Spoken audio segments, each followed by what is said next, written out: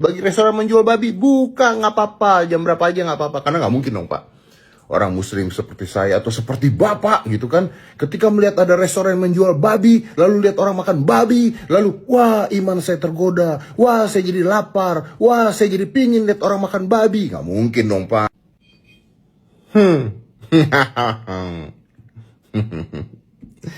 Pemkab Tangerang atur jam operasional restoran selama Ramadan buka pukul 15 sore sampai jam 4 pagi. Oke, saya setuju ya Pak, setuju. Jadi jangan digoreng, saya nggak setuju. Saya setuju Pak. Tapi mungkin harus ada tambahan Pak, begini. Kecuali bagi restoran-restoran yang menjual babi gitu Pak. Bagi restoran menjual babi, buka nggak apa-apa, jam berapa aja nggak apa-apa. Karena nggak mungkin dong Pak, orang muslim seperti saya atau seperti Bapak gitu kan, ketika melihat ada restoran menjual babi, lalu lihat orang makan babi, lalu wah iman saya tergoda, wah saya jadi lapar, wah saya jadi pingin lihat orang makan babi. Nggak mungkin dong Pak, nggak mungkin. Jadi saran saya, kecuali restoran yang menjual babi, begitu Pak. Setuju nggak Pak? Setuju nggak Pak? Lagi pula kan nggak semua muslim juga puasa ya Pak ya. Ada yang sakit, ada wanita yang lagi mens, ada orang yang tua renta dan sebagainya. Menurut saya, tapi saya tahu apa, saya kan hanya mualaf ya, bener kan Pak? Ya kan? Jadi tolong diganti kecuali yang menjual babi Pak, gitu Pak. Masih Pak, zaman sekarang ngurusin beginian Pak. Kemana aja gue bikin login udah 4 tahun, nggak ada yang masuk.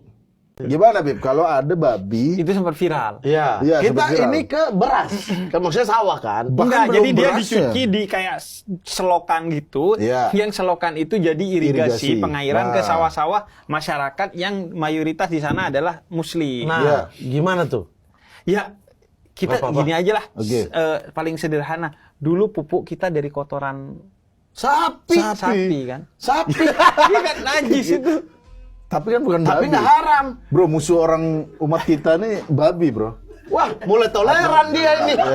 Mulai toleran beliau ini. Bahkan babi aja Dibolehin. Ya.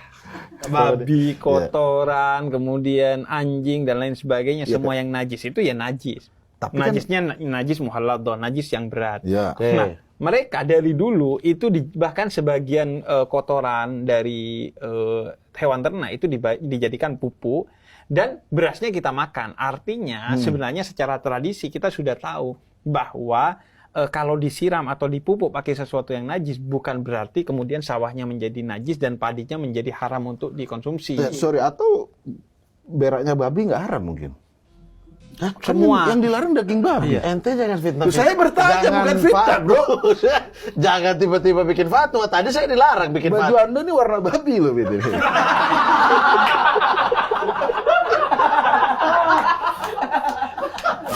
Nah, soal najisnya, babi Ya. itu semuanya najis. Ya. Sehingga ketika dia ditaruh di satu wadah, kalau wadahnya itu di bawah 2 kula jumlah airnya, 2 kula itu artinya 270 liter, Oke. maka otomatis najis.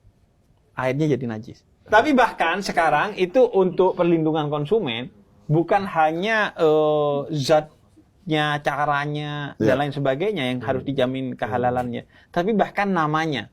Nah, Muslim bisa cerita loh. Jadi sekarang itu tidak boleh nama yang Negatif. dianggap tidak bernuansa Islam. Benar. Misalnya, itu awalnya salah satunya karena ada soju halal. Oke. Nah, itu nggak boleh karena pertama, itu akan mengedukasi orang bahwa, wih, yang halal aja enak, apalagi yang haram, pasti jauh lebih enak. Kemudian yang kedua, menimbulkan kebingungan. Jadi, ada soju, itu soju halal apa haram? Oh, itu babi halal apa haram? Makanya nggak boleh ada babi halal. Babi mesti ditanya. Lah, halal kan atau ada haram. sekarang makanan yang dari sayur, tapi rasanya dibuat seperti babi. Nah, itu haram nggak tuh? Itu haram lah. Lah kan rasanya doang. Rasanya doang ini, Bib. Gimana diejek? Gimana? Lagi tahu sih diejek bagaimana?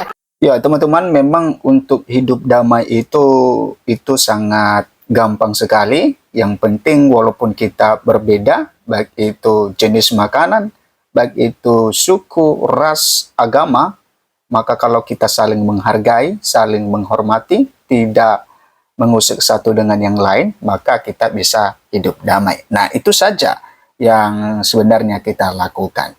Oke, kita beralih bagaimana dampak perang antara Israel, Amerika Serikat melawan Iran ini, teman-teman, ya karena tentu dampak dari perang ini, maka ya Indonesia pasti akan berdampak setidaknya dalam sistem ekonomi. Tentu walaupun kita negara Indonesia belum terlibat dalam peperangan ini, tapi ya untuk ekonomi maka pasti akan terasa dengan hal itu. Maka Pak Prabowo Subianto selaku Presiden Republik Indonesia melakukan pertemuan kepada para tokoh-tokoh bangsa ini, teman-teman. Dan di sini dikatakan AHY sebut Prabowo sudah bahas skenario terburuk dampak perang Amerika Serikat Israel versus Iran. Nah, kita melihat nantinya dampak terburuk seperti apa yang disampaikan oleh Pak Prabowo kepada para jajaran menterinya dan para tokoh-tokoh terkemuka di negeri ini, teman-teman. Bagaimana dampaknya atas perang di Timur Tengah ini. Teman-teman, Ketua Umum Partai Demokrat Agus Harimurti Yudhoyono AHY mengatakan bahwa Presiden Prabowo Subianto telah membahas berbagai kemungkinan skenario terburuk dampak konflik Amerika Serikat, kemudian Israel dan Iran terhadap Indonesia. Menurut AHY, pembahasan tersebut dilakukan dalam pertempuran yang digelar Presiden Prabowo bersama sejumlah tokoh nasional di Istana Merdeka, Jakarta pada Selasa 3 Maret 2026 malam.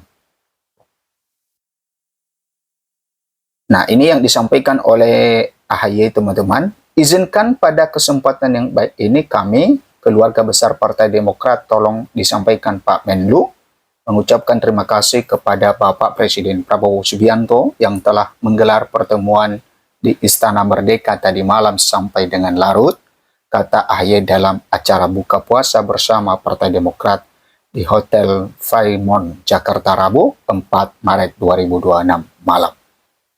Teman-teman, untuk secara serius membahas berbagai kemungkinan skenario terburuk, worst case skenario, dan tentunya berbagai dampak strategis baik langsung maupun tidak langsung terhadap Indonesia, terhadap kawasan kita. AHY mengatakan bahwa pemerintah memang perlu mempersiapkan langkah antisipasi terhadap berbagai risiko yang mungkin muncul akibat konflik tersebut. Dia pun mengapresiasi upaya Presiden Prabowo beserta jajaran pemerintah, khususnya Menteri Luar Negeri, dalam mencari solusi untuk mendorong perdamaian di Timur Tengah. Dan kita harus mempersiapkan diri untuk bisa mengantisipasi dan memitigasi segala risiko yang bisa datang, khususnya di bidang ekonomi, ketahanan energi, dan juga pangan, kata AHY. Kami sungguh mengapresiasi segala niat baik dan ikhtiar Bapak Presiden yang tentu dibantu oleh Bapak Menlu dan tim untuk terus mencari solusi yang terbaik bagi terciptanya perdamaian dan ketertiban dunia, khususnya dalam memperjuangkan kemerdekaan Palestina, sambungnya.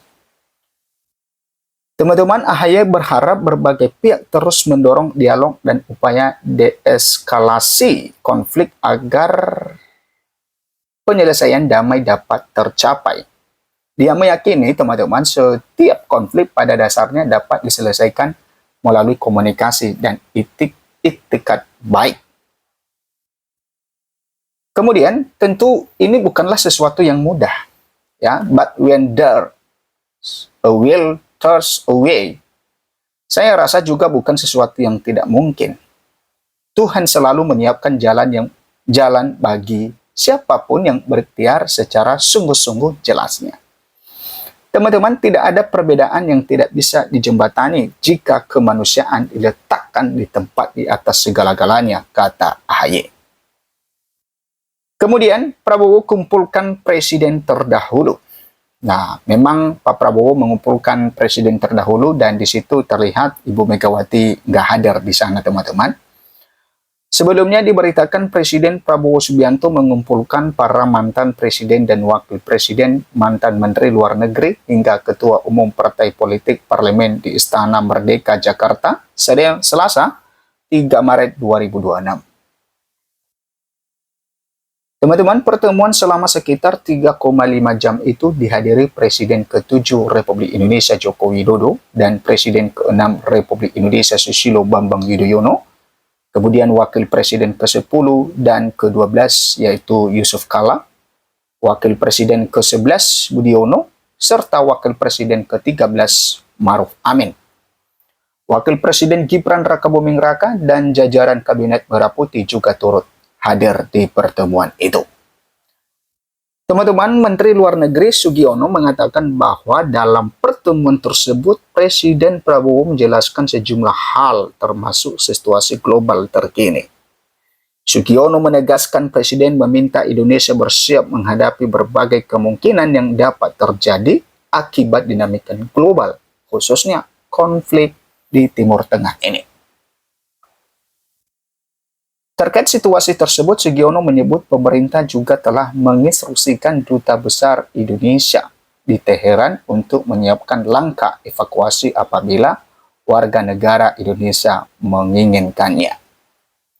Nah, itu teman-teman ya mengenai bagaimana dengan dampak yang terjadi di perang Timur Tengah ini, dan bagaimana persiapan-persiapan yang dilakukan Bapak Presiden Prabowo Subianto. Tentu ya sekali lagi bahwa walaupun kita tidak berperang secara langsung, tapi dampaknya bisa kita rasakan ya khususnya dalam perekonomian. Nah, kita lihat bagaimana pengakuan Pak SBY singgung perang Iran versus Israel Amerika Serikat zaman dulu saya berani naikkan. Nah, apa yang disampaikan oleh Pak SBY ini, teman-teman? Ya, Presiden Susilo Bambang Yudhoyono ini tidak bisa terbuka, teman-teman. Nah, kita lihat berita yang lain. Strategi Menko Perbaya antisipasi dampak perang Amerika Serikat Israel versus Iran bagi APBN RI nggak ada masalah. Maret 2026,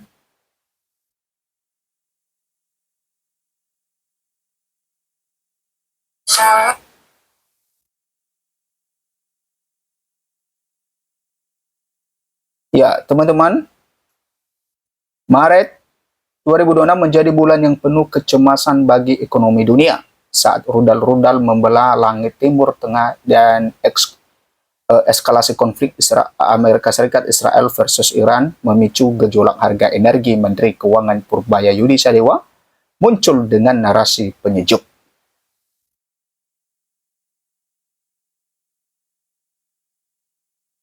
Katanya anggaran RI masih aman, namun bagi pelaku usaha, investor, hingga warga di pasar dan SPBU, pertanyaan besarnya tetap sama, sampai kapan aman? Ini mampu menahan lonjakan harga minyak dan tekanan pada rupiah. Pemerintah mengklaim sudah menghitung seluruh skenario terburuk.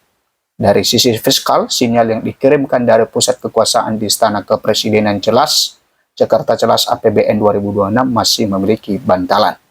Ada bahas antara lain, kalau krisis seperti ini berkepanjangan, tahan nggak anggarannya seperti apa? Kalau analisa kita yang ada sekarang sih masih cukup baik. Nah, itu yang disampaikan oleh Menteri Purbaya selaku Menteri Keuangan dalam APBN ya, di tengah gonjangan ya perang di Timur Tengah ini.